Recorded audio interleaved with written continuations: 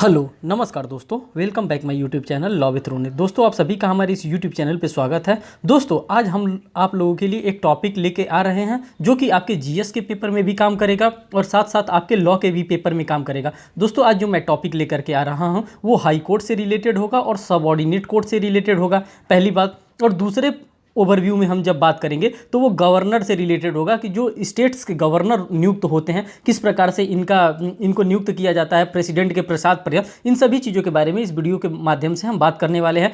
हम यहाँ पे ये भी देखेंगे कि पॉलिटी के दृष्टिकोण से कौन सा क्वेश्चन यहाँ पे इंपॉर्टेंट हो रहा है और ये भी देखेंगे कि लॉ के पॉइंट ऑफ व्यू से कौन सा हमारा क्वेश्चन इंपॉर्टेंट हो रहा है। तो इन दोनों एक्सपेक्ट को लेकर के हम चलने वाले हैं। जी हाँ दोस्तों, बिना देर किए हम इसको स्टार्ट करने वाले हैं। दोस्तों, अगर आप हमारे चैनल पर नए हैं तो चैनल को जरूर सब्सक्राइब करिएगा, वीडियो को लाइक करिएगा और बेल बटन दबाना तो बिल्कुल ही ना भूलिएगा, जिससे मैं कोई भी लेटेस्ट अपडेट लेकर आके आ रहा हूं यूपी पीसीएसजे के रिगार्डिंग तो वो आपको आसानी से मिल सके।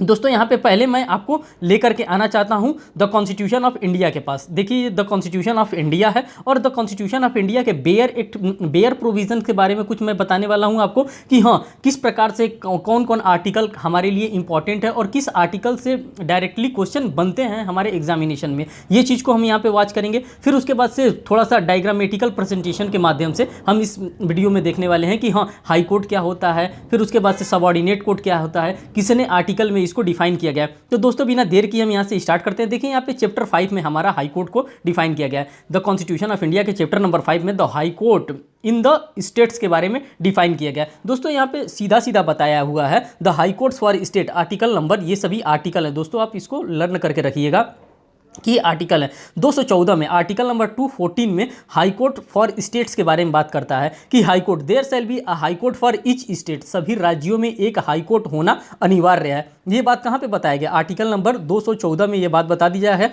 कि प्रत्येक राज्य के लिए एक उच्च न्यायालय का होना आवश्यक होगा। फिर हम बात करते हैं आर्टिकल नंबर 215 में। दोस्तों, ये मार्जिनल हेड से ही आपसे क्वेश्चन बनेगा, पॉलिटी में भी इसी तरह से क्वेश्चन बन सकता है और जब आप लॉ का भी पेपर देंगे तो इसी तरह से क्वेश्चन बन सकता है कि हाई कोर्ट फॉर स्टेट के लिए कहाँ डिफाइन किया गया है, तो ये आर्टिकल नंबर 214 में ही किया गया। अब बात करते हैं आर्टिकल नंबर 215 में। यहाँ पर दिया है high court to be a court of record की बात कर रहा है कि मीन्स कि जो हमारा हाई कोर्ट होता है वो क्या होता है, वो एक प्रकार का कोर्ट ऑफ रिकॉर्ड होता है। इसलिए कोर्ट ऑफ रिकॉर्ड होता है जैसे कि every high court shall be the court of record and shall have the power of such a court including the power to punish for contempt of itself. इसके पास power होता है कि इनकी बातों को जो नहीं मानता है उनको ये क्या कर सकते हैं, ये पनिश कर सकते हैं। इसीलिए इनको कोर्ट ऑफ रिकॉर्ड का भी दर्जा दिया जाता है, हाई कोर्ट को भी कोर्ट ऑफ रिकॉर्ड कहा जाता है। उसके बाद से आर्टिकल नंबर 216 की हम बात करते हैं, कॉन्स्टिट्यूशन ऑफ हाई कोर्ट। अब यहाँ पे कॉन्स्टिट्यूशन की बात आती है कि मीन्स कि किस प्रकार से हाई कोर्ट का निर्माण हुआ था, हाई कोर्ट को बनाने के लिए क्या क्या जरूरी चीज़ें को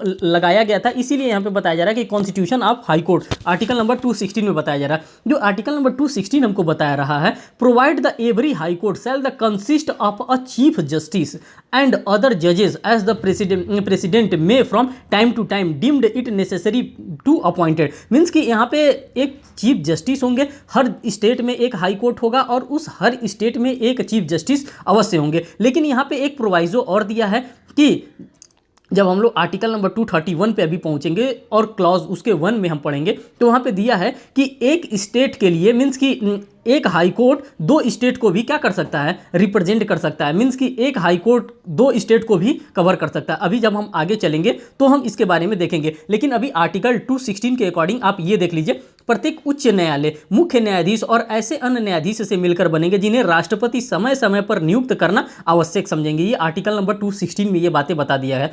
आर्टिकल नंबर 217 की हम बात करते हैं, appointment and condition of the office of a जजेस, ऑफिस ऑफ अ जज ऑफ द हाई कोर्ट के बारे में बात कर रहा है। ये 217 आर्टिकल नंबर ये 217 में बात कर रहा है। दोस्तों, ये हमारे लिए उतना इंपॉर्टेंट है जितना कि हमारे लिए ये आर्टिकल नंबर 214, 215, 216, 217 में हम बता दे रहे हैं। यहाँ पे कुछ कंडीशन दिया है, इनके अपॉइंटमेंट के बारे में बात कर रहा है कि किस प्रकार से जो जजेस हाई कोर्ट में बनेंगे वो किस प्रकार से बनेंगे, इनको कौन अपॉइंट करेगा। तो इनके अपॉइंटमेंट के बारे में बात कर रहा है। अपॉइंटमेंट इनका कौन करेगा? दोस्तों, इनका अपॉइंटमेंट प्रेसिडेंट महोदय के द्वारा किया जाएगा। किनका? जो हाई कोर्ट के जजेस होंगे इनका अपॉइंटमेंट प्रेसिडेंट के द्वारा किया जाएगा। बात करते हैं दोस्तों इनके रिमूवल की। अगर इनको रिमूवल करना है तो किसके द्वारा रिमूव किया जाएगा हाई कोर्ट के जजेस को? तो इनके जजेस को पार्लियामेंट के थ्रू इनका क्या किया जाएगा? रिमूवल किया जाएगा। फिर बात करते हैं इनका अगर रेजिग्नेशन देना होता है, अगर हाई कोर्ट के किसी जज को रिजाइन देना होता है तो ये किसको देते हैं? तो दोस्तों ये प्रेसिडेंट को अपना रेजिग्नेशन देते हैं। तो ये सारी चीज़ों को आप लर्न करके रखिएगा। और बात करते हैं ओथ की,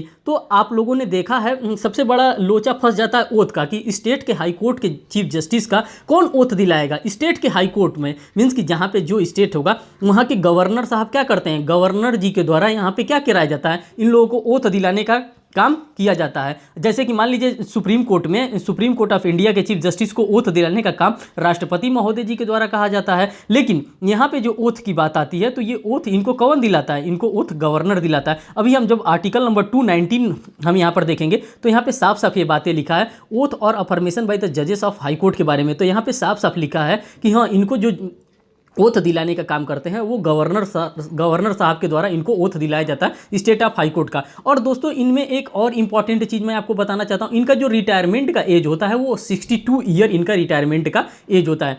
217 हमारे लिए इतना ही इंपॉर्टेंट था जो कि मैंने आपके सामने यहाँ पे एक एक धागा इसका खोल करके रख दिया। एक बार मैं फिर क्विक रिवीजन आपको करा दे रहा हूँ आर्टिकल नंबर 217 का, जो कि आपके लिए इंपॉर्टेंट है। इसमें अपॉइंटमेंट प्रेसिडेंट के द्वारा होता है, रिमूवल इनका पार्लियामेंट के द्वारा होता है। अगर ये रेजिग्नेशन देते हैं तो प्रेसिडेंट को रेजिग्नेशन देते हैं। इनको ओथ दिलाने का काम वहाँ पे प्रेसिडेंट भी रहेगा और गवर्नर भी रहेगा। आप लोग मार्क गवर्नर को ही करिएगा, प्रेसिडेंट को मार्क न करिएगा, क्योंकि हर स्टेट के चीफ जस्टिस को ओथ दिलाने के लिए प्रेसिडेंट साहब खुद नहीं जाते हैं, उनके बिहाफ पे गवर्नर साहब के द्वारा वहाँ पे इनको ओथ दिलाया जाता है। और जो इनका रिटायरमेंट का एज है वो 62 ईयर इनके रिटायरमेंट का एज है। बस ये आर्टिकल नंबर 217 आपके लिए इंपॉर्टेंट था, इसीलिए मैंने इस पर टाइम लिया। बात करते हैं आर्टिकल नंबर 218 पे, application of certain provision relating to supreme court to the high court. यहाँ पे एप्लीकेशंस की बात कर रहा है, कौन कौन से एप्लीकेशन जो होते हैं रिलेटेड होते हैं सुप्रीम कोर्ट और हाई कोर्ट से। तो ये हमारे लिए उतना आर्टिकल इंपॉर्टेंट नहीं है। आर्टिकल नंबर 219 की बात कर लें, ओथ और अफर्मेशन बाय द जजेस of high court.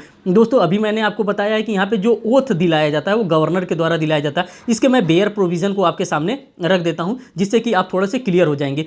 Every person appointed to be a जज of a high court shall before he enter upon his office make and subscribe before the governor of the state or some person appointed in that behalf by him an oath or affirmation according to the form set out for the purpose in the third schedule. जो third schedule में दिया गया है उसी के according ये लोग काम करते हैं, अपना ओथ और अफर्मेशन का कार्य करते हैं। इनको गवर्नर के द्वारा अफर्मेशन दिलवाया जाता है। बात करते हैं आर्टिकल नंबर 220 के आर्टिकल में क्या दिया है। यहाँ पे restriction on practice after being a permanent जज के बारे में दिया है कि अगर आप परमानेंट जज बन जाते हैं तो आप वहाँ पे प्रैक्टिस नहीं कर सकते हैं। दोस्तों इसका एक एक्सप्लेनेशन दिया है, वो एक्सप्लेनेशन हमारे लिए थोड़ा सा इंपॉर्टेंट हो जाता है। आर्टिकल नंबर 220 का एक एक्सप्लेनेशन दिया है बेयर प्रोविजन में।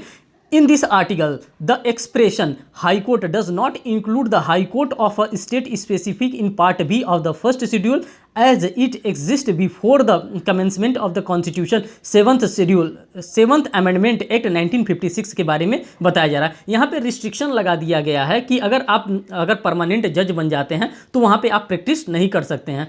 221 आर्टिकल नंबर 221 में सैलरीज ऑफ जजेस के बारे में बताया गया कि इनको सैलरीज किस प्रकार से मिलेगा, इनको अलाउंसेस क्या क्या मिलेगा, इन सभी चीज़ों के बारे में बताया गया कि इनको जब तक ये स्टेट में किसी स्टेट में एज अ जज ये वर्क कर रहे हैं, एज ए जज ये काम कर रहे हैं, तो इनको सैलरी कौन देगा। फिर उसके बाद से ये रिटायर भी तो होंगे, तो रिटायर होने के बाद इनको पेंशन कहाँ से मिलेगा। अगर पेंशन वाले जो पुराने जजेस हैं लोग, उनको पेंशन कहाँ से दिया जाएगा, कौन उनको पेंशन देगा। तो उसी सभी चीज़ों के बारे में आर्टिकल नंबर 221 के अकॉर्डिंग बात किया गया। अब आर्टिकल नंबर 222 की बात कर रहे हैं, 222 की बात कर रहे हैं। इसमें दिया है ट्रांसफर ऑफ ए जजेस from one high court to another. यहाँ पे एक प्रोविजन डाल दिया गया था कि एक हाई कोर्ट के जज को दूसरे हाई कोर्ट में क्या किया जा सकता है, ट्रांसफर किया जाता है। ये हमारे लिए इंपॉर्टेंट था। पहले इस प्रकार का कोई भी प्रोविजन हमारे कॉन्स्टिट्यूशन ऑफ इंडिया में नहीं प्रोवाइड किया गया था, लेकिन बाद में अमेंडमेंट करके ये प्रोविजन प्रोवाइड कर दिया गया था कि एक जज को दूसरे हाई कोर्ट में भी क्या किया जा सकता है, ट्रांसफर किया जा सकता है। आर्टिकल नंबर 223 को देखिए, appointment of acting chief justice की बात कर रहा है। दोस्तों ये जो एक्टिंग चीफ जस्टिस होते हैं ये 2 साल के लिए बनाए जाते हैं।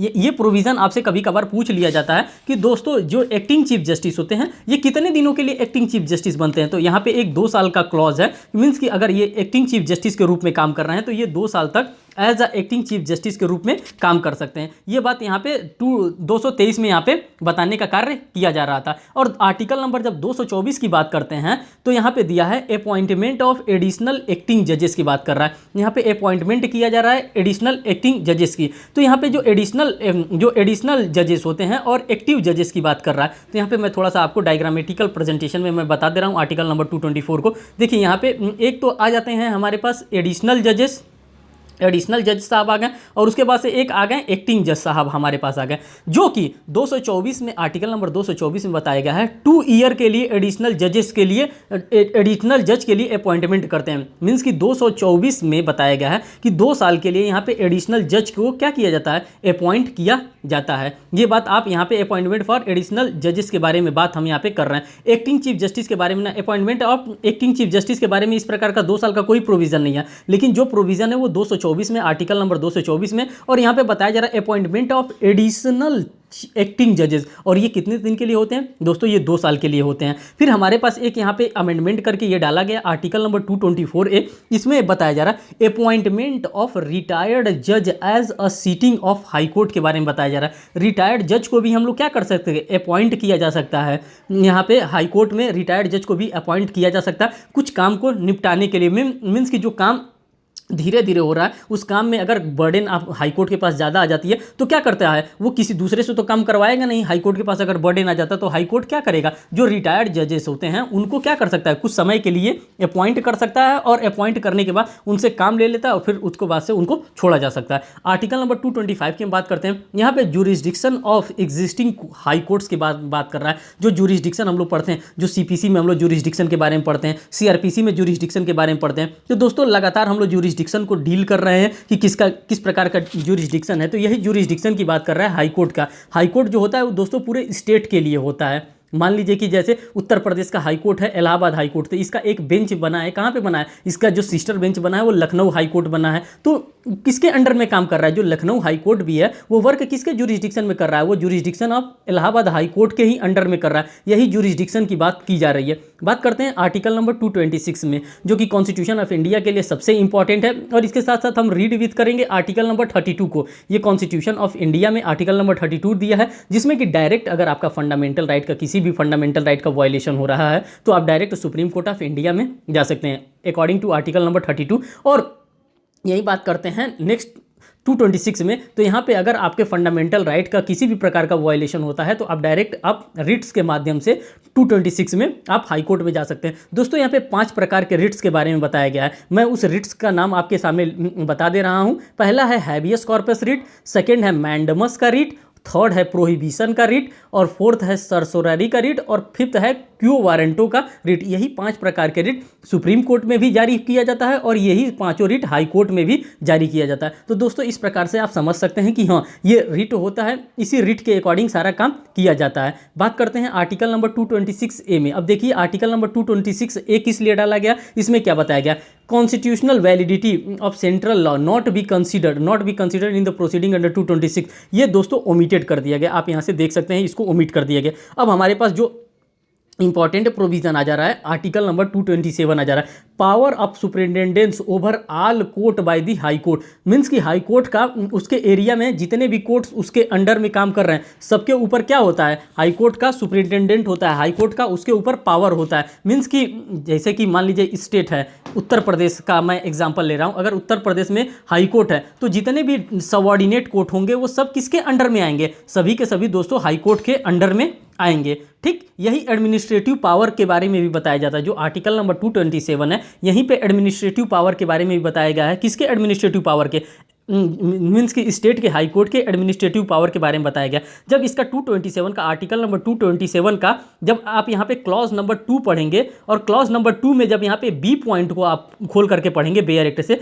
तो यहाँ पे लिखा है make an issue general rule and prescribe form of regulation by the practice of proceeding of such court and, यहाँ पे इन्हीं सभी चीज़ों के बारे में लिखा हुआ है। तो आप जब 227 को खोल करके देखेंगे तो यहाँ पे बी नंबर क्लॉज में यहाँ पे साफ साफ ये बातें आपको समझ में आएगी अगर आप इंटरप्रिटेशन अच्छा कर लेते हैं। तो यहाँ पे लिखा है कि ये क्या कर सकता है, ये एडमिनिस्ट्रेटिव पावर को भी डील करता है अकॉर्डिंग टू आर्टिकल नंबर 227। अब बात करते हैं आर्टिकल नंबर 228 की। इसमें बात करता है transfer of certain cases to high court. अब जो केसेस होता है उनको कहाँ पे ट्रांसफर किया जाता है, एक हाई कोर्ट से, मीन्स कि जो हाई कोर्ट होता है उसको ट्रांसफर के बारे में बताया जा रहा है कि किस प्रकार से वो केसेस को किसके पास ट्रांसफर करेगा। ठीक, अब बात करते हैं 228 का। तो ये 228 देखिए यहाँ से ओमिटेड के बारे में बता रहा है, इसको हटा दिया गया। आर्टिकल नंबर 229 की हम बात करना है।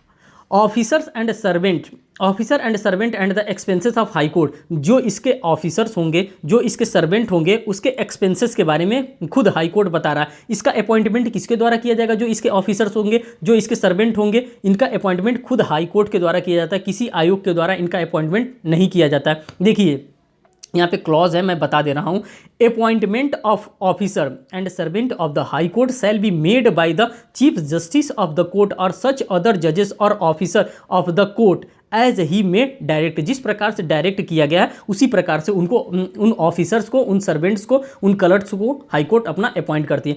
आर्टिकल नंबर 230 की बात करते हैं। यहाँ पे extension of jurisdiction of high court to union territories तक की बात कर रही है कि किस प्रकार से वो अपने ज्यूरिसडिक्शन को एक्सटेंड कर सकती है, इसके बारे में यहाँ पे बताया जा रहा है। फिर हम बात करते हैं आर्टिकल नंबर 231 की। जब आर्टिकल नंबर 231 की बात करते हैं तो यहाँ पे establishment of a common high court for 2 और मोर स्टेट की बात कर रहा है। यहाँ पे आप साफ साफ देख सकते हैं कि कॉमन स्टेट हो सकता है 2 राज्यों के लिए भी, जैसे कि आप बहुत जगह पे इस प्रकार का प्रोविजन है, आप देख सकते हैं। बात करते हैं आर्टिकल नंबर 232 में। आर्टिकल नंबर 230, 231 और 232 सबऑर्डिनेट बाय आर्टिकल 230 एंड 231। ये आपके लिए जो इंपॉर्टेंट है, मैं एक बार आपके लिए और बता दे रहा हूँ यहाँ से कौन कौन इंपॉर्टेंट है। दोस्तों आपके लिए जो एग्जामिनेशन पॉइंट ऑफ व्यू के लिए इंपॉर्टेंट है वो आर्टिकल नंबर 214 इंपॉर्टेंट है, 215 इंपॉर्टेंट है और 216 इंपॉर्टेंट है, 217 इंपॉर्टेंट है।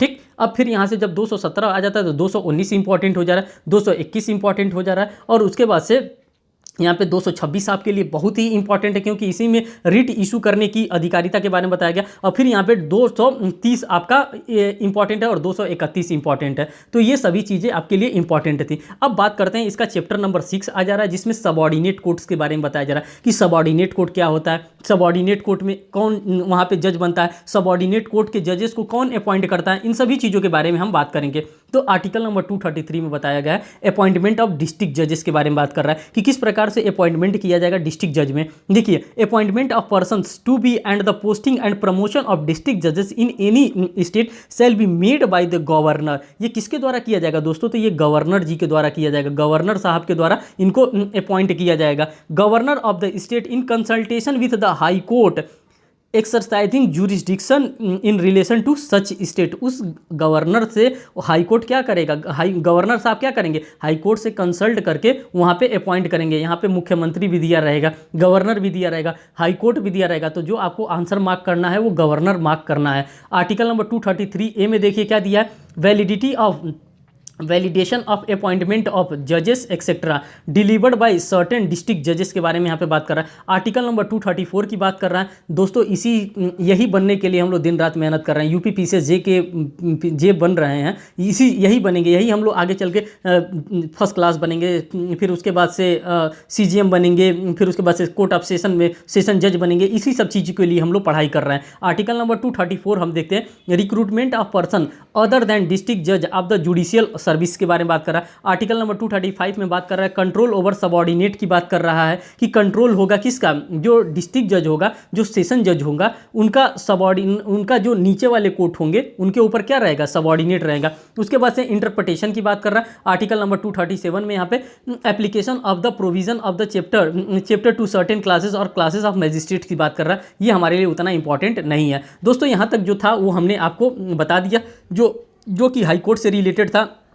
अभी दोस्तों हम इसमें डायग्रामेटिकल प्रेजेंटेशन के माध्यम से लेकर के आएंगे और आपको एक एक चीज़ों के बारे में बताएंगे कि हाँ किस प्रकार से ये वर्क करता है। थोड़ा सा वहाँ से भी क्लियर हो जाएगा, यहाँ से तो मैं उम्मीद करता हूँ कि आपको लगभग चीज़ क्लियर हो ही गई होगी। और ये मैं कहीं और से नहीं, ये बेयर एक्ट से ही मैं बता रहा हूँ, क्योंकि बेयर एक्ट ही हमारे पास इंपॉर्टेंट होता है। हमारे पास बुक तो बहुत है, अभी मैं सेवरल बुक्स से भी आपको यहाँ पे रेफरेंस दे करके मैं बता दूंगा। अब यहाँ पे आ जाते हैं हम चैप्टर नंबर 2 पे, और चैप्टर नंबर 2 हमारे पास क्या होता है, द एग्जीक्यूटिव, गवर्नर साहब के बारे में हम बात करेंगे। आप लोगों ने थंबनेल भी देखा होगा कि हाँ, हम उसमें हाई कोर्ट के बारे में बात करने वाले थे, सबऑर्डिनेट कोर्ट के बारे में बात करने वाले थे, और एग्जीक्यूटिव के बारे में बात करने वाले थे, मीन्स कि गवर्नर साहब के बारे में बात करने वाले थे। तो इसी चीज़ के बारे में अब आर्टिकल नंबर 153 देखिए, गवर्नर ऑफ स्टेट के बारे में। आर्टिकल जो 153 होता है इसमें बात करता है गवर्नर होगा स्टेट के लिए, there shall be the governor for each state. यहाँ पे साफ साफ बातें कह दी है कि एक राज्य के लिए एक गवर्नर होगा। ये बात आर्टिकल नंबर 153 में कह दिया जाता है।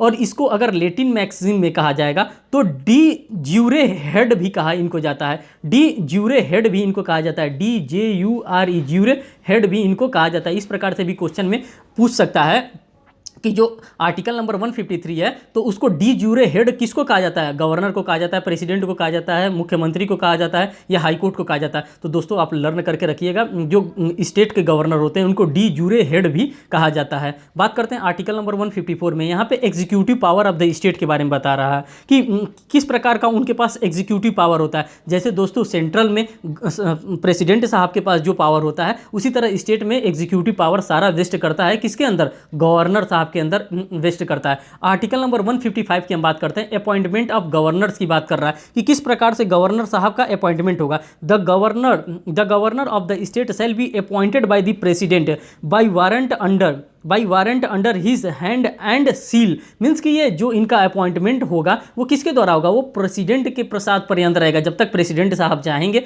तब तक ये गवर्नर बने रहेंगे। ये बात आप मोटा मोटा जानिए। और दूसरी बात, ये क्या होते हैं, ये प्रेसिडेंट साहब के एज ए एजेंट स्टेट में ये काम करते हैं। इनका काम क्या होता है गवर्नर साहब का ये काम होता है कि देखते हैं कि क्या स्टेट में किसी भी प्रकार का कियोस तो नहीं ना फैल रहा है। अगर किसी भी प्रकार का कियोस फैल रहा है, अगर जो स्टेट गवर्नमेंट है अपनी क्या कहते हैं बहुमत खो देती है, तो ये क्या करते हैं, ये प्रेसिडेंट साहब को बताते हैं, और वहाँ पे प्रेसिडेंट क्या करते हैं, अपनी शक्ति का इस्तेमाल करते हैं। अगर इस प्रकार का हो जाता है एज अ एजेंट, यहाँ पे ये काम करते हैं गवर्नर साहब। आर्टिकल नंबर 156 की बात करते हैं, term of office of governor के बारे में बताया गया कि क्या इनका टर्म होगा। The governor shall be hold office during the pleasure of the president. यहाँ पे साफ साफ बता दिया है कि ये किसके प्लेजर पे रहेंगे, तो ये प्लेजर पे, प्रेसिडेंट साहब के प्लेजर पे रहेंगे। तो दोस्तों आपको मैं यहाँ पे एक चीज़ और बता देना चाहता हूँ, कौन कौन प्लेजर पे रहता है। देखिए आर्टिकल नंबर 76 में वहाँ पे अटॉर्नी जनरल साहब प्लेजर पे रहते हैं। किसके प्लेजर पे रहते हैं, तो दोस्तों आपको पता ही होगा किसके प्लेजर पे रहते हैं, वहाँ पे प्रेसिडेंट साहब के प्लेजर पे रहते हैं।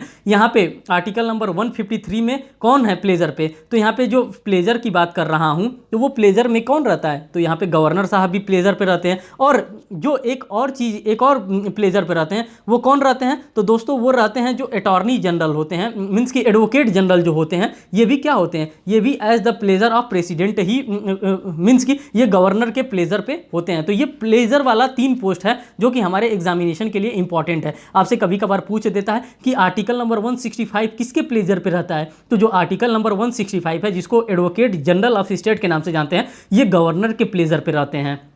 और गवर्नर साहब किसके प्लेजर पे रहते हैं, तो ये प्रेसिडेंट साहब के प्लेजर पे रहते हैं। और जो एडवोकेट, जो अटॉर्नी जनरल साहब प्लेजर पे किसके होते हैं, तो वो प्रेसिडेंट के प्लेजर पे रहते हैं। इस प्रकार का आपको जान करके रखना पड़ेगा, क्योंकि एग्जामिनेशन में कब कौन सा क्वेश्चन कहाँ से पूछा जा सकता है इसका कोई भरोसा नहीं है। आप यहाँ से 3-4 चीज़ों को देख लिए। 165 में आप लोगों ने देख लिया एडवोकेट जनरल के बारे में बात किया जा रहा है। आर्टिकल नंबर 76 में वहाँ पे एडवोकेट जनरल के बारे में बात कर लिया जा रहा है। यहाँ पे एक्ट 153 में स्टेट्स ऑफ गवर्नर के बारे में बात कर लिया जा रहा है। अब बात करते हैं आर्टिकल नंबर 158 में कंडीशंस ऑफ गवर्नर ऑफिस। अब गवर्नर के ऑफिस का क्या कंडीशन होगा, ये बात आर्टिकल नंबर 158 में किया जा रहा है कि किस प्रकार का कंडीशन होगा इनके ऑफिस में, तो वो कंडीशन को यहाँ पे हम लोग देख लेंगे। फिर आर्टिकल नंबर 159 में ओथ और अफर्मेशन बाय द गवर्नर। अब यहाँ पे इंपॉर्टेंट है, जो इनको ओथ होगा, जो इनका अफर्मेशन होगा, वो कौन दिलाएगा, तो दोस्तों यहाँ पे आप गेम देखिए, इनको ओथ कौन दिलाएगा, इनको चीफ जस्टिस ऑफ स्टेट के द्वारा इनको क्या किया जाएगा, इनको ओथ दिलाया जाएगा।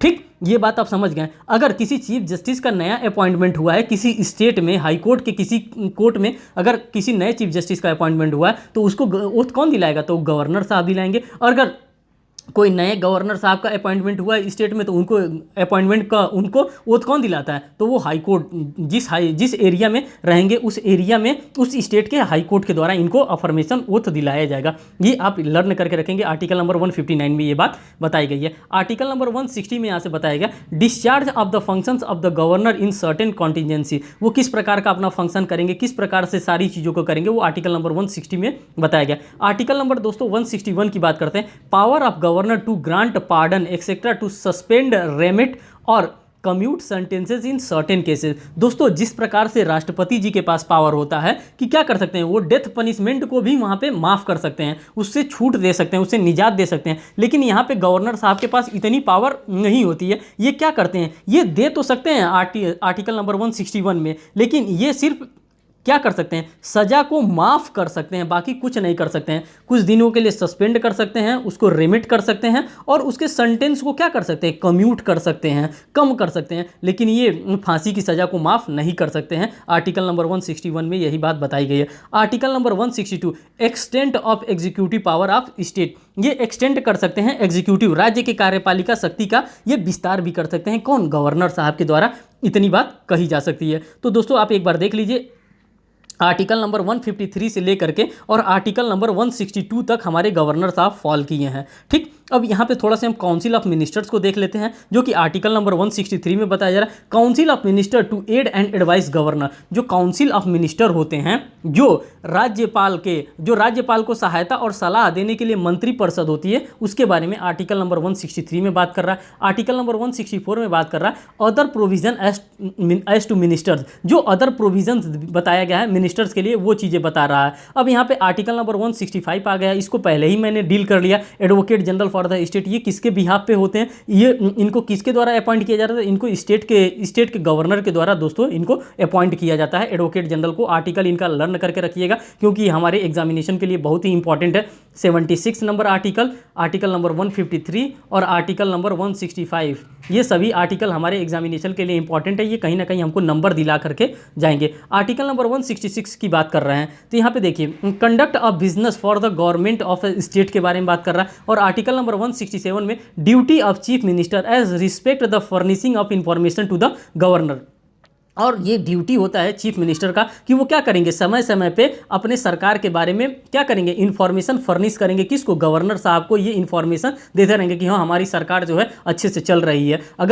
और ये गवर्नर साहब क्या करेंगे, ये फर्निश करेंगे किसको, ये प्रेसिडेंट महोदय को ये यहाँ से सूचना देते रहेंगे कि नहीं, हम जिस स्टेट में गवर्नर हैं वहाँ पर सरकार अच्छे से चल रही है। अब दोस्तों यहाँ पर थोड़ा सा डायग्रामेटिकल प्रेजेंटेशन के हम माध्यम से देख लेना चाहते हैं उच्च न्यायालय और अधीनस्थ न्यायालय को, जिससे कि आपके दिमाग में ये सारी बातें लर्न हो जाएगी। दोस्तों मैं सेवरल जगह से आपके लिए मटेरियल कलेक्ट करके ला रहा हूं, जिससे कि आपके एग्जामिनेशन के लिए इंपॉर्टेंट होगा, और ये हमारे दोनों के लिए एग्जाम इंपॉर्टेंट होगा। लॉ के पीरियड पेपर में भी इंपॉर्टेंट होगा, और साथ साथ जीएस के पेपर में तो आप देख ही रहे हैं जीएस का कौन सा क्वेश्चन इससे बन रहा है। मान लीजिए कि आर्टिकल बेस्ड क्वेश्चन पूछ दिया, उनके ओथ से रिलेटेड क्वेश्चन पूछ दिया, तो वो पॉलिटी में भी चला जाएगा, और साथ साथ यहाँ पे हमारे कॉन्स्टिट्यूशन ऑफ इंडिया से भी क्वेश्चन आएगा। अब देखिए उच्च न्यायालय की बात कर रहे हैं, मीन्स की हाई कोर्ट के बारे में बात कर रहे हैं। अब यहाँ पे परिचय के बारे में बात कर रहे हैं। भारतीय संविधान के तहत राज्यों के न्यायिक प्रशासन में शीर्ष स्थिति रहती है, किसकी रहती है? तो हाई कोर्ट की रहती है। अब इसका प्रावधान कहाँ दिया है? भाग 6 के अध्याय नंबर 5 के तहत इसके प्रावधान के बारे में बताया गया। अब कहाँ से कहाँ तक आर्टिकल दिया है? आर्टिकल नंबर 214 से लेकर के आर्टिकल नंबर 231 तक में ये प्रावधान दिया है। अभी आप लोगों ने देखा है आर्टिकल नंबर 232 से लेकर के आर्टिकल नंबर 237 तक सबऑर्डिनेट कोर्ट के बारे में यहाँ पे बताया गया है। तो हाई कोर्ट के बारे में अगर रेंज पूछता है कि किस रेंज में दिया है, तो आर्टिकल नंबर 214 से लेकर के आर्टिकल नंबर 231 तक में हमारा हाई कोर्ट को डिफाइन किया गया। रेंज से भी रिलेटेड इस टाइम क्वेश्चन पूछा जा रहा है। प्रत्येक राज्य के लिए एक उच्च न्यायालय होगा, लेकिन यहाँ पे अपवाद दिया है, जो कि आर्टिकल नंबर 231 में ही अपवाद दिया है कि हाँ एक राज्य से अलावा भी वहाँ पे हाई कोर्ट नहीं रहेगा, तो दूसरे राज्य का भी हाई कोर्ट वहाँ पे काम कर सकता है। ये बात उच्च न्यायालय के। अब अधीनस्थ न्यायालय की हम बात कर लेते हैं, मीन्स की सबऑर्डिनेट कोर्ट की बात कर लेते हैं। इसका प्रावधान क्या दिया है? भारतीय संविधान के भाग 6 में दिया है, और चैप्टर इसका क्या है? अध्याय 6 है। ये कहाँ से दिया है? 233 से लेकर के 237 तक में सबऑर्डिनेट कोर्ट के बारे में यहाँ पे अच्छे से डिफाइन किया गया है, बताया गया। अब देखिए उच्च न्यायालय के बारे में थोड़ा सा और यहाँ पे जानकारी आप लोग ले लीजिए, इसके विशेषता के बारे में। इसको क्या कहा जाता है, इसको अभिलेख न्यायालय, इसको कोर्ट ऑफ रिकॉर्ड भी कहा जाता है। किसको, हाई कोर्ट को भी कोर्ट ऑफ रिकॉर्ड कहा जाता है और सुप्रीम कोर्ट ऑफ इंडिया को भी कोर्ट ऑफ रिकॉर्ड के नाम से दोस्तों जाना जाता है। तो इन दोनों को कोर्ट ऑफ रिकॉर्ड के नाम से जाना जाता है। फिर यहाँ पे न्यायाधीशों की नियुक्ति के बारे में बता रहा है कि अगर यहाँ पे जो हाई कोर्ट बना है, हाई कोर्ट में इनकी नियुक्ति कौन करता है, जो यहाँ पे जस्टिस होते हैं उन जस्टिसों की नियुक्ति कौन करता है। तो नियुक्ति का अगर प्रावधान है तो यहाँ पे राष्ट्रपति जी के द्वारा नियुक्ति किया जाता है। और ये कब तक पद धारण करके रहते हैं दोस्तों, तो ये अपनी पद पे 62 साल की एज तक रह सकते हैं। कौन रह सकता है, जो हाई कोर्ट के जजेस होते हैं वो अपने पद पर 62 साल के लिए नियुक्त होते हैं। मीन्स कि वो जब तक वो 62 साल के नहीं हो जाते हैं तब तक उस पद पर वो बने रहेंगे। फिर यहाँ पे हम देखते हैं पद धारण, पद त्याग के बारे में देखते हैं कि पद त्याग अगर ये देते हैं, अपना ये रेजिग्नेशन देते हैं तो किसको देते हैं, राष्ट्रपति को संबोधित अपने हस्ताक्षर सहित लेख द्वारा। मीन्स कि इनका सिग्नेचर रहता है और साथ साथ वहाँ पे इनका मुहर रहता है, उसी के साथ ये राष्ट्रपति को अपने त्यागपत्र देते हैं। पदच्युत किसके द्वारा किया जाता है, मीन्स कि इसको पद से हटाया किसके जाएगा, राष्ट्रपति के आदेश के द्वारा ही पार्लियामेंट में हटाया जा सकता है। अब भारत की संचित निधि के बारे में हम बात करते हैं, जो CFI होता है, जिसको कंसोलिडेटेड फंड ऑफ इंडिया के बारे में हम लोग कहते हैं। हाई कोर्ट के बारे में, सबऑर्डिनेट कोर्ट के बारे में आप लोगों ने दो बार देख लिया।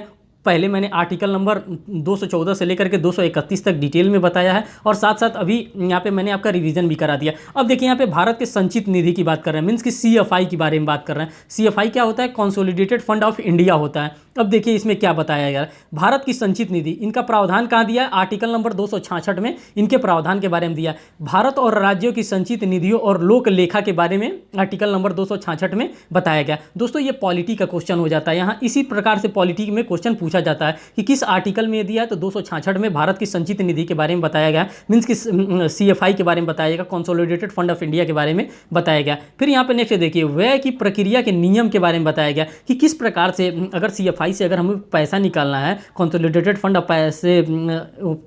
फंड ऑफ इंडिया से अगर हमको पैसा निकालना है, अगर उसमें खर्च करना है तो क्या क्या तरीका होगा वहाँ से पैसा निकालने के लिए। ऐसा तो है नहीं कि मम्मी का खजाना है, गए पैसा रखा है वहाँ से निकालना है, नहीं। यहाँ पे संसद द्वारा विनियोग विधेयक पारित करके ही कोई धनराशि भारत की संचित निधि से निकाली जा सकती है और व्यय योग्य होगा तभी उसको निकाला जाएगा, अन्यथा वहाँ से पैसा नहीं निकाला जाएगा। वहाँ से पैसा निकालना बहुत आसान, बहुत टेढ़ी खीर हो जाती है। कहाँ से, CFI से पैसा निकालना बहुत मुश्किल हो जा रहा है। अब बात करते हैं यहाँ पे संचित निधि, संचित निधि पर भारित व्यय। अब संचित निधि पे कौन कौन सा व्यय होता है भाई, संचित निधि बनाया गया है तो उससे क्या क्या होता है, तो दोस्तों यहाँ से इन लोगों को दिया जाता है। लोकसभा अध्यक्ष एवं उपाध्यक्ष तथा राज्यसभा सभापति और उपसभापति के वेतन और भत्ते कहाँ से जाते हैं, तो ये दोस्तों CFI से जाते हैं, कंसोलिडेटेड फंड ऑफ इंडिया से इनको पेमेंटे जाते हैं।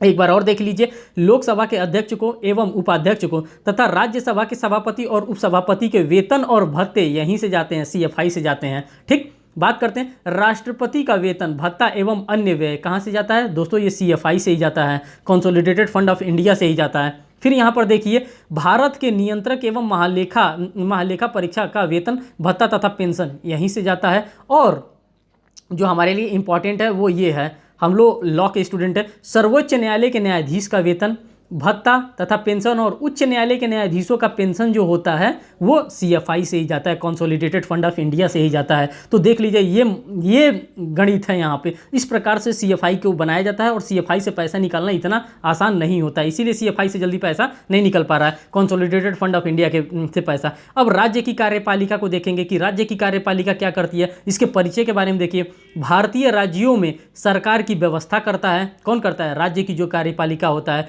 ठीक है, केंद्र स्तर की तरह से ये कार्य करता है। दूसरा जो बात कर रहा है वो राज्य कार्यपालिका की बात कर रहा है। इसमें भारतीय संविधान के भाग 6 के अंतर्गत अध्याय 2 में अनुच्छेद 153 से 167 तक उल्लेख है, मीन्स कि 167 तक इसमें उल्लेख है 153 से। और ये किसके लिए है, ये गवर्नर के लिए, जो कि अभी गवर्नर को हम लोग पढ़ करके ऊपर से आए हैं।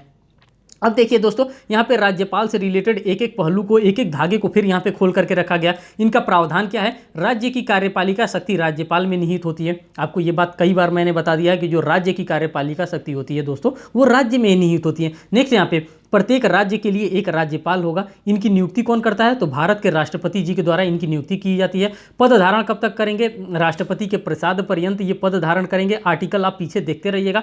पद त्याग अगर इनको करना हो तो राष्ट्रपति को संबोधित करके स्वहस्ताक्षरित लेख द्वारा ये क्या करेंगे? अपने पद को ये त्याग कर सकते हैं। अब इनके क्वालिफिकेशन को हम लोग यहाँ पर देख सकते हैं। ये भारत के नागरिक होने चाहिए, पहली बात। दूसरी बात, ये 35 वर्ष की आयु पूरी कर लिए हों तभी ये राष्ट्रपति बनने के लिए दावा पेश कर सकते हैं कि हाँ, मैं एज अ राष्ट्रपति बन सकता हूँ। विशेष इसमें क्या है? राज्य सरकार के सभी कार्यकारी कार्य औपचारिक रूप से राज्यपाल के ही नाम से होता है। जैसे केंद्र में प्रेसिडेंट महोदय के नाम से होता है, प्रेसिडेंट साहब के नाम से होता है, उसी तरह राज्य में गवर्नर के नाम से सारा कार्य कामकाज होता है। फिर यहाँ पे देख लिए उपलब्धियां, भत्ते तथा पद से संबंधित अन्य व्यय जो भी होते हैं सब यही देखते रहते हैं। राज्य की संचित निधि पर भारित हैं। जो भी इनके उपलब्धियां हैं, भत्ते हैं तथा संबंधित व्यय हैं, सब भारत की राज्य की संचित निधि पर। संचित निधि दो प्रकार का होता है, एक स्टेट का संचित निधि होता है और एक भारत का संचित निधि होता है। अब इनका कार्य क्या है? मुख्यमंत्री की नियुक्ति करने का कार्य करते हैं। अन्य मंत्रियों की नियुक्ति मुख्यमंत्री की सलाह पर ये क्या करते हैं? नियुक्त करते हैं।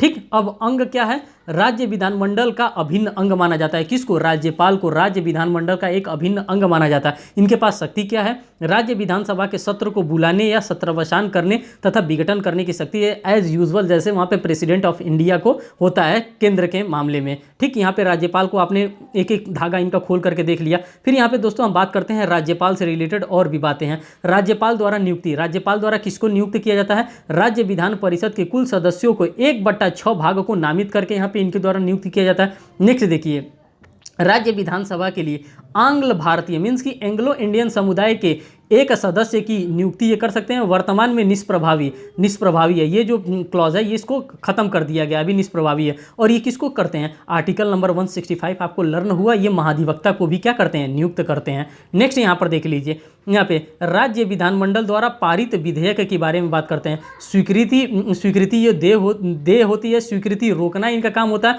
विधेयक राष्ट्रपति के विचारार्थ आरक्षित ये करके रख सकते हैं। मीन्स कि ये किसी भी विधेयक को ये रिजर्व करके रख सकते हैं कि इस पे क्या करेंगे? राष्ट्रपति महोदय पहले अपना विचार देंगे, उसके बाद से मैं इस पे क्या करूंगा? अपना बात सहमत रखूंगा। फिर पुनर्विचार हेतु वापस करना गैर धन विधेयकों को, ये धन विधेयकों को नहीं रोक सकते हैं, ये गैर धन विधेयकों को क्या कर सकते हैं? रोक सकते हैं। ठीक, यहाँ पे फिर नेक्स्ट यहाँ पर देखिए, विधानमंडल द्वारा पुनः भेजे जाने पर स्वीकृति ये दे सकते हैं। और ये क्या कर सकते हैं? ये भी अध्यादेश प्रख्यापित कर सकते हैं। मीन्स कि ये भी ऑर्डिनेंस को पास कर सकते हैं, जैसे वहाँ पे राष्ट्रपति महोदय पास करते हैं आर्टिकल नंबर 123 में, इसी तरह ये 213 में ये भी ऑर्डिनेंस पास कर सकते हैं। कौन? तो राष्ट्रपति महोदय। यहाँ पे दंड को क्षमा कर सकते हैं, उसका प्रविलंबन कर सकते हैं, विराम कर सकते हैं। परिहार करने की शक्ति किनके पास होती है? राष्ट्रपति महोदय ऊपर गवर्नर साहब के पास होती है। दंडादेश के निलंबन परिहार की लघुकरण की भी इनके पास पावर होती है, लेकिन सिर्फ ये डेथ पनिशमेंट को नहीं रोक सकते हैं। उसके लिए राष्ट्रपति महोदय के पास जाना पड़ेगा, उन्हीं के पास अकेले पावर है। अब देख लीजिए राज्यपाल की विवेकाधीन शक्तियां। अब राज्यपाल के पास कौन कौन सी विवेकाधीन शक्तियां हैं? इनके दिमाग से कौन कौन सी इनके पास मीन्स कि अपनी ये माइंड से सोच के कौन सी शक्तियां का इस्तेमाल कर सकते हैं? विधायिका द्वारा पारित किसी विधेयक को पुनर्विचार हेतु वापस करना, ये कर सकते हैं राज्यपाल महोदय। फिर यहाँ पे विधानसभा में सरकार को अपना बहुमत सिद्ध करने का आदेश देने का कार्य ये करते हैं। फिर नेक्स्ट ये काम कौन सा करते हैं? गवर्नर महोदय किसी विधेयक पर अनुमति देना, रोकना अथवा राष्ट्रपति के विचारार्थ आरक्षित करने हेतु, मीन्स कि किसी भी एक्ट को अगर बन रहा है तो उस विधेयक को क्या कर सकते हैं? ये ले करके रोक सकते हैं कि हाँ, इसको मैं कहाँ भेजूंगा? अभी मैं इसको राष्ट्रपति महोदय के पास भेजूंगा, राष्ट्रपति इस पर अपना विचार अगर सहमति दे देते हैं तब आप इसको पास करिएगा, वरना नहीं। फिर यहाँ पे अल्पमत में आए मुख्यमंत्री को बर्खास्त करने का भी ये कार्य करते हैं। किसके पास ये पावर होता है? तो ये गवर्नर के पास ही पावर होता है। अब राज्य विधानमंडल एवं मंत्री परिषद को हम देख लेते हैं। राज्य विधानमंडल में यहाँ पे इसके परिचय को देखिए, भाग 6 के अंतर्गत डिफाइन किया गया है। और चैप्टर नंबर क्या है? चैप्टर नंबर 3 है। आर्टिकल 168 से लेकर के 212 के बीच में इनका उल्लेख किया गया। किसका? राज्य विधानमंडल और मंत्री परिषद का। अब दोस्तों इसके अंग कौन कौन के हैं? विधान परिषद होता है, विधानसभा होता है और राज्यपाल होता है। जैसे वहाँ पे लोकसभा होता है, राज्यसभा होता है और प्रेसिडेंट होता है सेंट्रल में, इसी तरह स्टेट में दोस्तों यहाँ पे विधान परिषद होता है, विधानसभा होता है और राज्यपाल होता है। विधानसभा की हम बात करते हैं तो सदस्य संख्या इसमें अधिकतम 500 हो सकता है, ठीक, न्यूनतम इसमें 60 हो सकता है। अपवाद में क्या है? सिक्किम और गोवा, क्योंकि सिक्किम और गोवा इतना बड़ा नहीं है, इसीलिए यहाँ पे 60 से भी कम है, न्यूनतम से भी कम हो गए हैं सीटें यहाँ पे। तो ये न्यूनतम वाला भी आपसे एग्जामिनेशन में कभी कभार पूछ लेता है और आपको फंसाने का यहाँ पे पूरा वहाँ पे कार्य किया जाता है। देखिए विधानसभा अध्यक्ष की हम यहाँ पे बात कर रहे हैं। विधानसभा अध्यक्ष का क्या कार्य होता है? अधिकार तथा कार्य लोकसभा अध्यक्ष के समान होता है। जो विधानसभा अध्यक्ष होता है वो सेम एज यूजुअल उतना ही पावर होता है उसके पास जितना लोकसभा में लोकसभा अध्यक्ष के पास होता है। यहाँ पे निर्णायक मत का कार्य करता है कौन? जैसे वहाँ पे लोकसभा अध्यक्ष जो महोदय होते हैं वो क्या करते हैं? वो निर्णायक मत देते हैं। इधर से भी 60 वोट मिल रहा है, इधर से भी 60 वोट मिल रहा है, तो भाई क्योस तो फैल ही जाएगा ना कि इधर से भी 60 है, इधर से भी 60 है, टाई हो जाएगा। तो टाई वहाँ पे कराना, वहाँ पे मैच थोड़े नहीं हो रहा है, वनडे मैच हो रहा है कि वहाँ पे टाई कराया जाएगा, नहीं। तो निर्णायक मत लिया जाएगा। वो निर्णायक मत किसका होता है? तो जब हम सेंट्रल की बात करते हैं तो वहाँ पे वहाँ पे क्या कहते हैं, लोकसभा स्पीकर के द्वारा उनका मत लिया जाता है। और जब हम राज्य की बात करते हैं, स्टेट की बात करते हैं, तो यहाँ पे गवर्नर अपना क्या कहते हैं, ये एक मिनट, जो ये नेता जी होते हैं, जो विधानसभा अध्यक्ष होते हैं, ये अपना मत देते हैं, निर्णायक मत इनके द्वारा दिया जाता है। अब संपर्क स्थापना इसको किसको कहते हैं? सदन तथा राज्यपाल के मध्य ये क्या करते हैं? संपर्क को स्थापित करके रखने का कार्य करते हैं। कौन करता है? तो ये विधानसभा के जो अध्यक्ष महोदय होते हैं ये इस प्रकार का कार्य करते हैं। फिर यहाँ पे नेक्स्ट देखिए, सदस्यों के लिए अर्हता, मीन्स कि सदस्यों के लिए किस प्रकार का क्वालिफिकेशन होना चाहिए। सदस्यों का जो क्वालिफिकेशन होना चाहिए वो भारत का नागरिक होना चाहिए और न्यूनतम एज 25 साल होना चाहिए। इस प्रकार के क्वेश्चन इस समय लगातार पूछ रहे हैं एज से रिलेटेड। अब प्रीवियस ईयर पेपर देखेंगे तो उसमें आपको इस प्रकार के क्वेश्चन डेफिनेटली मिलेंगे। अब विधान परिषद के बारे में हम यहाँ पे देख लेते हैं। विधान परिषद किस लिए होता है?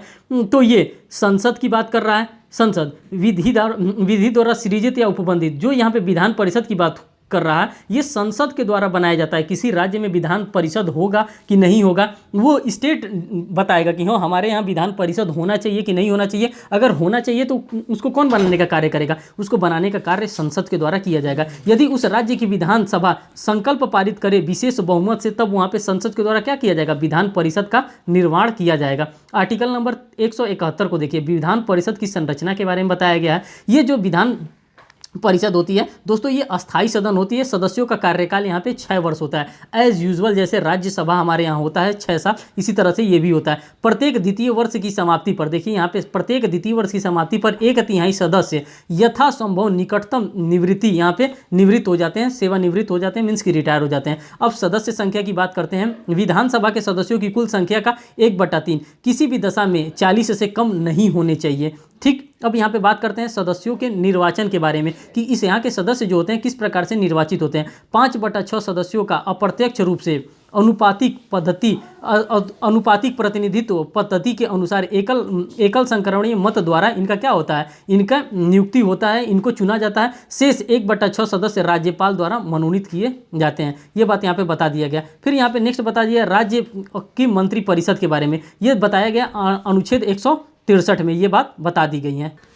दोस्तों यहाँ पे अब हम बात करते हैं राज्य मंत्री परिषद की, जो कि हमारे लिए इंपॉर्टेंट हो जाता है। देखिए अनुच्छेद 163 मीन्स की आर्टिकल नंबर 163 में बताया गया है, राज्यपाल को सलाह और सहायता देने के लिए मंत्री परिषद, जिसका प्रावधान मुख्यमंत्री होगा, जिसका प्रधान जो होता है वो मुख्यमंत्री। अब यहाँ पे मुख्यमंत्री की बात आती है आर्टिकल नंबर 163 में। आप तभी से देख लीजिए, अभी तक राज्यपाल चल रहे थे, वही सर्वसर्वा थे। अब यहाँ पे मुख्यमंत्रियाँ हैं आर्टिकल नंबर 163 में। अब आर्टिकल नंबर 164 क्लॉज 1 की बात करते हैं। मुख्यमंत्री की नियुक्ति राज्यपाल द्वारा, जबकि अन्य मंत्रियों की नियुक्ति मुख्यमंत्री की सलाह पर राज्यपाल के द्वारा किया जाता है। क्योंकि अब यहाँ पे हेड कौन हो जाते हैं? मुख्यमंत्री साहब हो जाते हैं।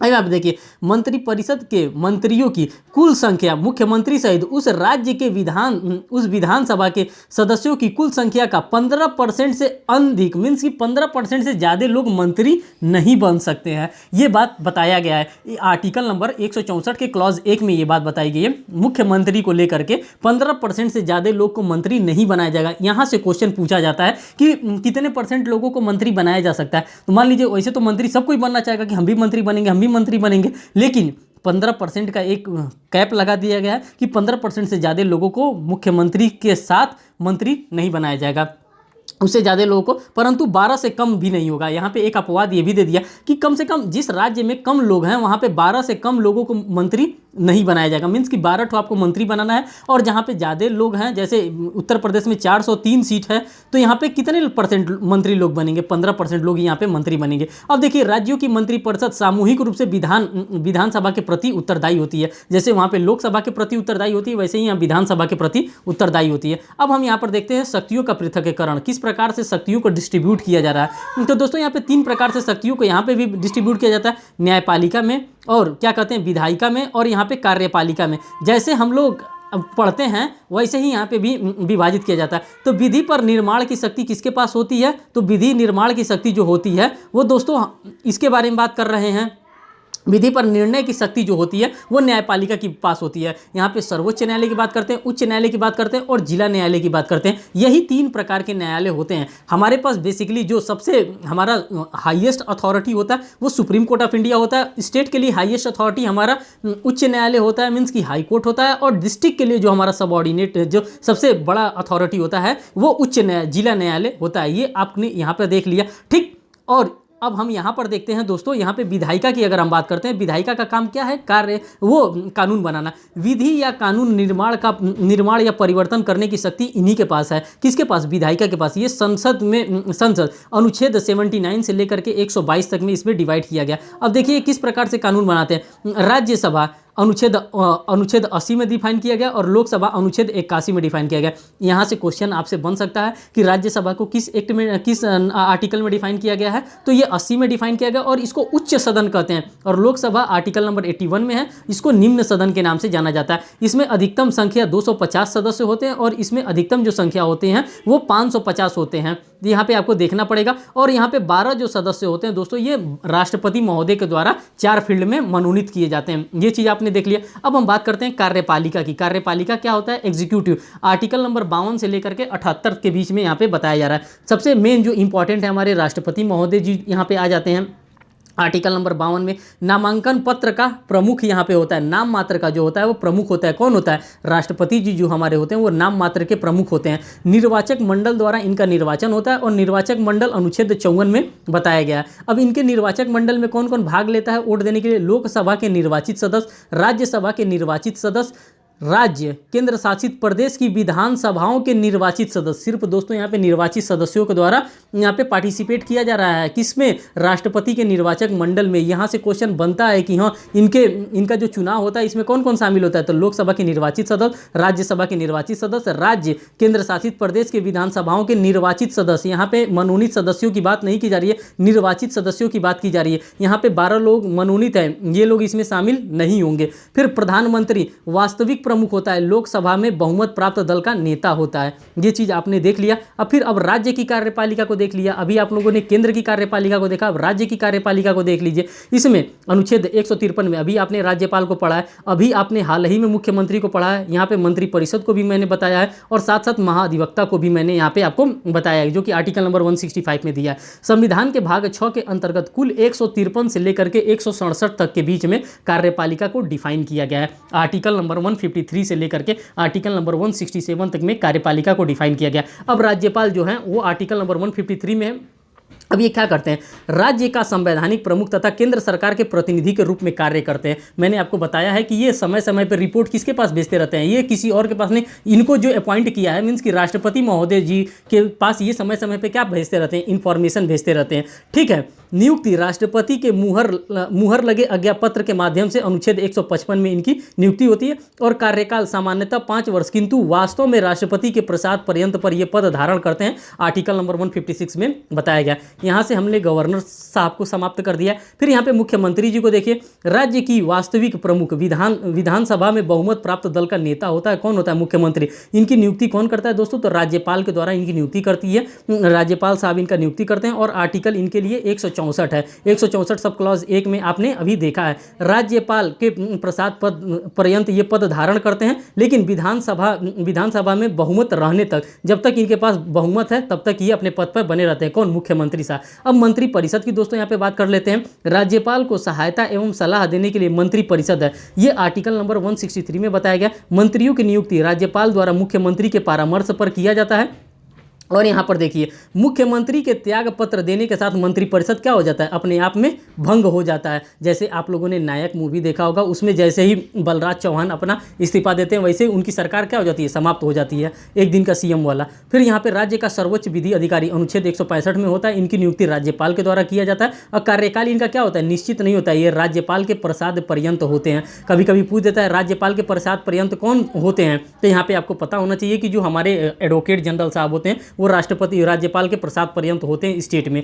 अन्य संबंधित तथ्य जो हम बता रहे हैं। अब देखिए, ओम्बुड्समैन एक शब्द है, ये कहाँ का शब्द है, ये स्वीडन का शब्द है ओम्बुड्समैन। ये आपके लिए इंपॉर्टेंट हो जाता है, कभी कभार एग्जामिनेशन में पूछ देता है, एज ए जीएस के पर्पज से ही पूछ देता है कि ओम्बुड्समैन कहाँ का शब्द है। तो दोस्तों ये स्वीडन देश का एक भाषा है, एक शब्द है। ओम्बुड्समैन का शाब्दिक अर्थ क्या होता है, लोगों का प्रतिनिधि, इसको कहा जाता है ओम्बुड्समैन को। भारत में ओम्बुड्समैन को जाना जाता है लोकपाल के नाम से। लोकपाल, लोकपाल आपको याद आ रहा है, अन्ना हजारे जी ने लोकपाल लाने के लिए अनशन किया था, वही लोकपाल की यहाँ पे बात की जा रही है। Law, liberty and social justice पुस्तक के लेखक कौन कौन है, न्यायमूर्ति पीबी गजेंद्र गढ़कर जी जो हैं, यही इसके लेखक हैं। अब हम यहाँ पे थोड़ा सा आपात से रिलेटेड जो है क्वेश्चन बनता है, इसको भी हम लोग देख लेते हैं। वित्तीय आपात क्या होता है, उल्लेख इसका कहाँ किया गया है, भारतीय संविधान के अनुच्छेद नंबर 360 में किया गया है। आपात के बारे में यहीं पे बताया गया। उद्घोषणा का आधार क्या होता है, राष्ट्रपति की संतुष्टि, राष्ट्रपति की संतुष्टि पर भारत या उसके किसी क्षेत्र में वित्तीय स्थिति खराब होने पर राष्ट्रपति महोदय जी के द्वारा आर्टिकल नंबर 360 के अकॉर्डिंग क्या लगाया जा सकता है, वित्तीय आपात लगाया जा सकता है। लेकिन दोस्तों आज तक हमारे देश में वित्तीय आपात नहीं लगा है, ये बहुत ही बढ़िया चीज़ है। उद्घोषणा पर संसद स्वीकृति, उद्घोषणा जारी होने के 2 माह के अंदर सामान्य बहुमत से इस पर लगाया जा सकता है। आपात की जो अवधि होगी, जो वित्तीय आपात की अवधि होगी, उसके बारे में बात कर रहे हैं। अनिश्चित काल के लिए तब तक प्रभावी, जब तक पश्चातवर्ती उद्घोषणा वापस न हो तब तक ये प्रभावित रहेगा। प्रावधान कहाँ दिया है, राज्य के सभी मामलों पर केंद्र का नियंत्रण हो जाएगा। इसके अंतर्गत जैसे ही आपात लग जाता है, वित्तीय आपात लग जाता है, तो राज्य के जितने भी मामले होते हैं सब केंद्र के अंदर में आ जाएगा। और विशेष इसमें क्या रहता है, भारत में कभी भी लागू नहीं हुआ है, इस प्रकार का आपात भारत में कभी लागू नहीं होता है। लागू होता है नहीं, लागू हुआ नहीं है, ये बात कहना है। अभी योजना आयोग और नीति आयोग के बारे में हम ले लेते हैं कि ये योजना आयोग क्या होता है और नीति आयोग क्या होता है। योजना आयोग दोस्तों सबसे शुरुआत से चला आ रहा था और नीति आयोग अभी हाल ही में लागू हुआ, इसी का रूपांतरित नाम है नीति आयोग। योजना आयोग का ही रूपांतरित नाम है नीति आयोग। ठीक, यहाँ पे योजना आयोग भूतपूर्व परिचय, इसका संविधान वेत्तर संस्था है, यहाँ पे देख सकते हैं आप, संविधान वेत्तर ये संस्था है और इसका परामर्शदात्री संस्था होता है। इसका गठन कब होता है, तो केंद्र मंत्रिमंडल के एक संकल्प द्वारा गठन इसका 15 मार्च 1950 को हो जाता है। किसका, जो योजना, जो नीति आयोग था, इसके गठन के बारे में बात बता रहा है कि ये 15 मार्च 1950 को ही गठन हो जाता है। इसका जो पदेन अध्यक्ष होता है वो दोस्तों भारत का प्रधानमंत्री होता है। जो इसका अध्यक्ष होता है वो, जैसे कि उस टाइम जवाहरलाल नेहरू जी थे, मीन्स कि जो पदेन अध्यक्ष होता है वो भारत का प्रधानमंत्री ही होता है। और उपाध्यक्ष यहाँ पे गुलजारी लाल नंदा दिया है, तो वो उस टाइम का दिया है। जो गुलजारी लाल नंदा जी की जगह पे यहाँ पे क्या हो सकता है, जो प्रथम, जो उपाध्यक्ष की बात होता है, उपाध्यक्ष, ये प्रथम के बारे में सारा दे रहा है। प्रथम जो नीति आयोग के अध्यक्ष थे जवाहरलाल नेहरू, प्रथम उपाध्यक्ष गुलजारी लाल, मुख्य कार्यकारी अध्यक्ष के बारे में बता रहा है। तो मैं आपको यहाँ पे बता रहा हूँ, जो अध्यक्ष होता है वो प्रधानमंत्री होता है और फिर एक यहाँ पे उपाध्यक्ष होते हैं और एक अध्यक्ष होते हैं, इन्हीं लोगों के बारे में बात कर रहा है। और ये भारत की पंचवर्षीय योजना का निर्माण करता है, मीन्स कि भारत में किस प्रकार से कार्य किया जाएगा उसी योजना के बारे में यहाँ पे कार्य किया जाता है। अब बात कर लेते हैं दोस्तों वित्त आयोग। भारत के संविधान के अनुच्छेद 280 में वित्त आयोग के बारे में डिफाइन किया गया है कि हाँ वित्त आयोग क्या होता है। इसके प्रावधान के बारे में, राष्ट्रपति द्वारा प्रत्येक वर्ष के अंतराल पर या आवश्यकता अनुसार उससे पहले एवं वित्त आयोग का गठन का प्रावधान कर सकता है। कौन कर सकता है, राष्ट्रपति द्वारा प्रत्येक 5 वर्ष में। फिर यहाँ पे कार्य देखिए इनका, संघ और राज्यों के मध्य करों के शुद्ध आगमों का वितरण के बारे में ये क्या करते हैं, बात करते हैं। अनुच्छेद 275 के तहत भारत की संचित निधि में राज्यों के राजस्व में सहायता ये अनुदान करते हैं, मीन्स की ग्रांट ये देने का कार्य करते हैं। फिर यहाँ पर देखिए, राज्य वित्तीय आयोग की सिफारिश के आधार पर राज्यों में स्थानीय निकायों, पंचायतों एवं नगरपालिकाओं के साधनों की अनुपूर्ति हेतु राज्य को संचित निधि के समर्थन के लिए उपाय करते हैं। और यहाँ पे सुदृढ़ वित्तीय के हेतु अन्य कोई विषय जो राष्ट्रपति आयोग से निर्दिष्ट करें, ये बात यहाँ पे बताई गई है। फिर यहाँ पे दोस्तों हम लोग अब योजना आयोग को देख लिए, अब नीति आयोग को यहाँ पर देख लीजिए। नीति आयोग क्या करता है, तो नीति आयोग ये बना कब है, पहले योजना आयोग था, अब नीति आयोग बन गया है। जब से प्रधानमंत्री मोदी जी बने हैं 1 जनवरी 2015 से ये बन गया है नीति योजना आयोग के स्थान पर इसको बनाया गया।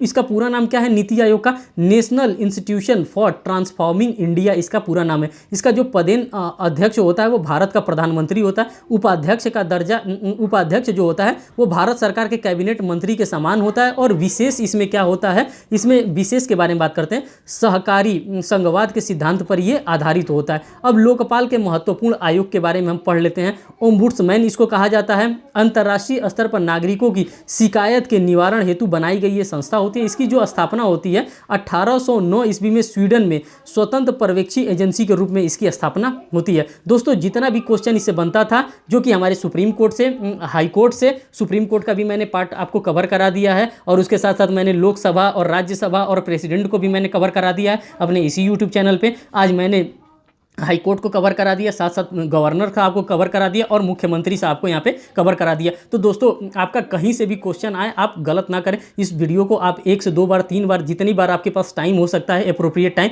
आप अपने अप्रोप्रिएट टाइम में इसको क्या कर सकते हैं, देख सकते हैं। और वहाँ पे देखने के बाद अगर आपको अच्छा लगे तो आप ज़रूर इसको लाइक करिएगा, और अच्छा लगे तो अपने फ्रेंड के पास ही भेजिएगा, और अच्छा लगे तो हमें कमेंट करके भी बताइएगा कि नहीं इस पर आप और वीडियो ला दीजिए, मैं उस पर भी और आपके लिए वीडियो लाने का प्रयास करूँगा। बहुत बहुत धन्यवाद दोस्तों वीडियो को वॉच करने के लिए। Thank you.